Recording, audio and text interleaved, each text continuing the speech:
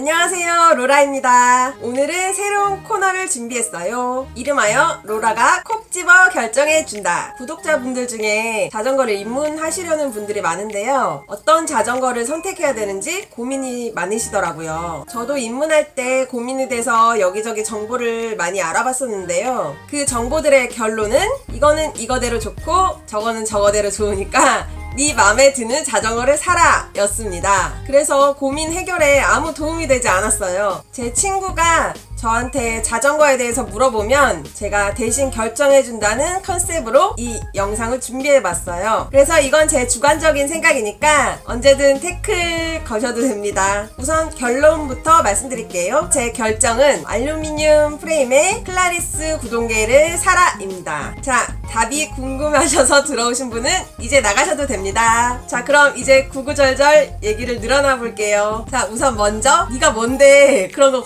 결정을 해주냐 하시는 분들이 계실 텐데요. 우선 저는 삼천리의 크로몰리 프레임의 클라리스 자전거랑 위아이스 카본 프레임의 105 구동계 자전거를 둘 다 가지고 있는 사람입니다. 세계적인 사이클 선수도 이렇게 두 개를 갖고 있진 않겠죠? 그 사람들은 아마 클라리스를 안 타봤을 수도 있어요. 그런데 저는 지난 1년간 두 자전거를 번갈아서 타봤기 때문에 제가 결정해주는 게 신빙성이 있겠죠? 물론 많은 자전거 업체들에서 이 영상을 싫어하실 수도 있어요. 하지만 제 생각에는 일단은 자전거 입문자가 많아져야 그분들께서 나중에 상위 기종으로 기변을 하시면 자연스럽게 자전거 시장이 활성화될 거라고 생각합니다. 처음 자전거를 입문하시려는 분들에게 자전거가 100만 원이 넘어간다고 얘기하면 그게 무슨 망발이냐 라면서 거부감이 있으시더라고요. 그럼에도 불구하고 카본 105급 자전거를 사라고 하시는 분들은 입문형 클라리스보다 훨씬 좋다고 얘기를 하시는데요. 꼭 그렇진 않다라고 생각합니다. 우선 자전거를 처음 타는 분들은 많이 넘어지실 가능성이 있잖아요. 알루미늄이나 크로몰리 프레임 자전거는 만약에 넘어지더라도 물질적으로나 정신적으로나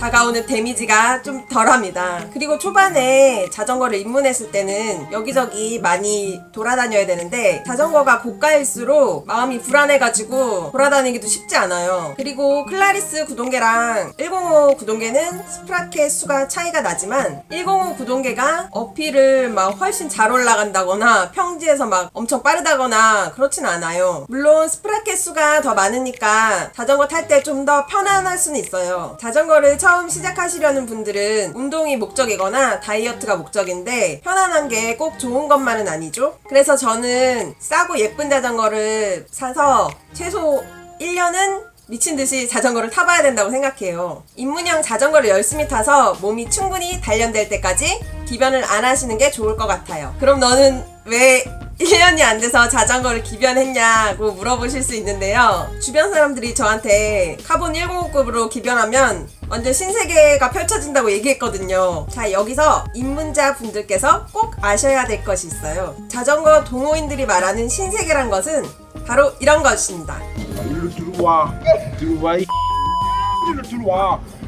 와! 자전거를 취미로 하시는 분들이 제일 걱정해야 되실 것은 낙차가 아니라 바로 기변병입니다. 낙차 사고를 당하신 분들은 자전거를 접는 경우가 없어도 기변병에 걸리신 분은 끝내 자전거를 접으시는 분들이 많다고 하더라고요. 자전거는 라이더의 신체 능력이 95%라고 저는 생각해요. 나머지 5%는 자전거인데 다른 사람의 눈을 신경 쓰지 않으신다면 입문형 자전거로도 충분히 즐기실 수 있어요. 자전거를 기변하신 분들이 상위 기종으로 기변했더니 너무 좋다라고 얘기하시는 거는 그게 새 자전거이기 때문이에요.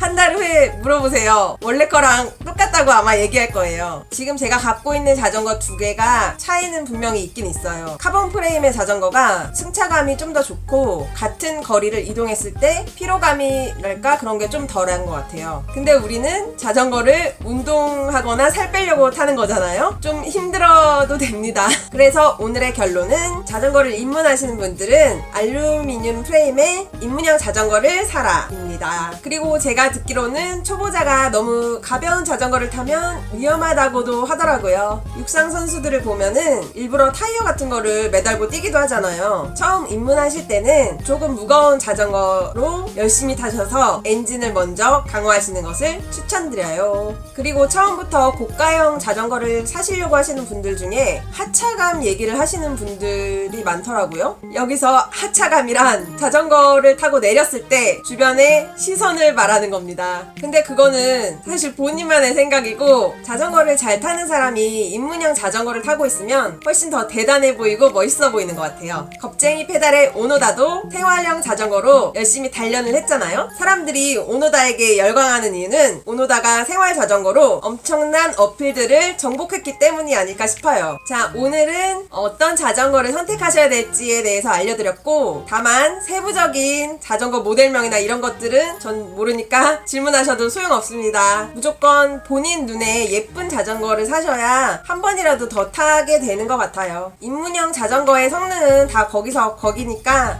브랜드에 상관없이 본인이 예쁘다고 생각하는 자전거를 구입하시길 바래요. 제가 처음으로 산 로드 자전거 검둥이는 그때 40만원도 안 되는 가격이었는데 지금까지도 아주 만족하고 타고 있어요. 오늘 제가 올리는 영상은 여러분들의 다양한 반응이 있을 거라고 예상하는데요. 댓글로 의견 남겨주시면 다 같이 난상 토론을 해봅시다. 시즌 오프하신 분들 많으실 텐데 심심하니까 수다나 떨어봐요. 제 영상이 화질이 안 좋다고 하시는 분들이 있는데 일부러 안 좋게 한 겁니다. 화질이 좋아지면 큰일 나요.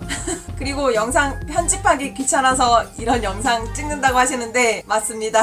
쌀이 일본 라이딩 3부 편집 중인데 길이가 너무 길어요. 너무 길어. 못하겠어. 계속 이런 것만 한동안 올라올지도 몰라요. 다음번에는 자전거를 사고 나서 꼭 사야 되는 용품들에 대해서 꼭 집어 알려드릴게요. 제가 지난번에 밧소 자전거 런칭쇼를 갔을 때 아무 대가 없이 영상을 찍었다고 말씀드렸잖아요. 그런데 밧소에서 고맙다면서 선물을 보내주신다고 연락이 오셨어요. 때마침 제가 라이딩 중에 펑크가 나면은 수리할 수 있는 공구통을 잃어버려서 그걸 요청드렸으면 좋겠다고 생각했어요. 이걸 보내주셨어요. 이건 누가 봐도 휴대성이 어마어마하죠?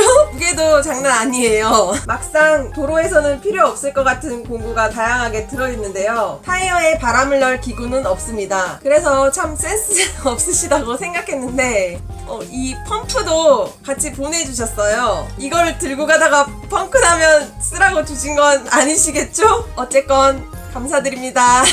지고 다니면서 펑크 나면 잘 쓰도록 하겠습니다. 그럼 다음에 봐요. 안녕.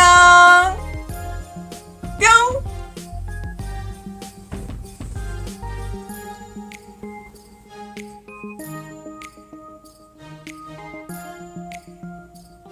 한다고 했을 때 다시 거셔도 됩니다. 다시